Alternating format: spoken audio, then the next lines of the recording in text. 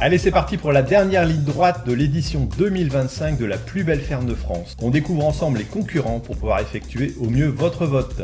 Aujourd'hui, on rejoint Titouan, un jeune installé qui va nous montrer son élevage de moutons et ses poulets bio. Et à l'origine, t'es pas vraiment du milieu agricole? Je suis pas du tout du milieu agricole. D'accord. J'ai grandi en région parisienne.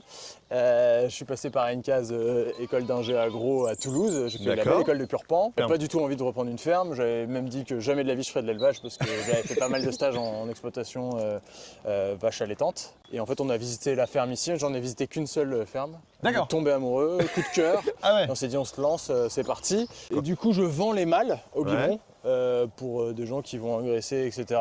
Et j'essaye de garder quelques femelles. L'intérêt pour moi de garder quelques femelles, parce que du coup ça me fait quelques futures brebis qui sont assez dociles et qui vont pouvoir guider le troupeau quand je vais appeler.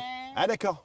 Voilà. Et donc toi, ça te permet d'avoir une éducation. Ça me permet d'avoir aussi, quelques brebis qui vont conduire le troupeau après dans le temps long. Ouais. Et donc c'est beaucoup de boulot les biberons. Parce que c'est des heures à donner des biberons tous les matins, tous les soirs. Voilà, c'est beaucoup de soins. Si on veut démarrer, toi, tu es déjà dans la cosmétique, mais à base de bave d'escargot, c'est bien ça? Moi, je fais des cosmétiques à la bave d'escargot depuis très longtemps. Et je me suis rendu compte qu'en fait, eh bien, on n'avait plus de kératine dans les shampoings, qui avait été remplacé par de la phytokératine. D'accord, qui vient d'extraits végétaux. Et en cosmétique bio, ça paraît un peu bizarre de faire venir un truc de l'autre bout de la planète, surtout que c'est souvent issu de l'OGM.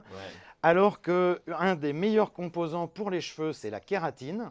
Et la laine, c'est 95% de kératine, comme nos cheveux. Donc le meilleur ingrédient pour nos cheveux, c'est de la kératine de laine. D'accord. Alors je ne m'attendais pas un jour à parler de sujets comme ça, mais je trouve que c'est intéressant. Alors tu penses avoir fait ton choix? Rendez-vous sur le lien dans les commentaires pour valider ton vote. Et on se retrouve au Salon de l'Agriculture au SIAPRO le 25 février à 14 h pour la remise des prix.